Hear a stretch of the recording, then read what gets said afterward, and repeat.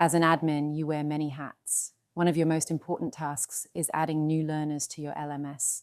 In this video, we'll teach you how to do just that, step by step. Let's head to the Users tab. You have two easy ways to get started. Under the Users tab, you can click Add New. Alternatively, on the All Users page, you'll notice the Add New User button on the right side of your screen. Clicking this button will also lead you to the Add New User page. Now let's create the new user account. First, create a username for your new user. Then, enter the user's email address.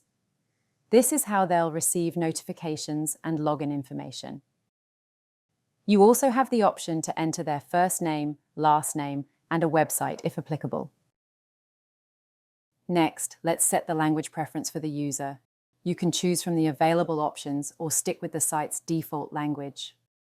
The system usually generates a temporary password for the learner, which your user can easily change later after their first login. Be sure to click here to send your user a notification once their account has been created. Now, select a role for your user. Typically, this will be set as either an admin or a learner. Lastly, you can add a profile picture for your user.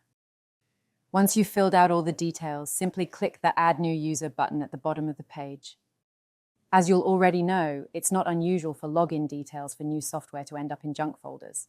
So remember, if your staff claim not to have received their password, ask them to check their junk folder. And that's it. You've successfully added a new user to your LMS.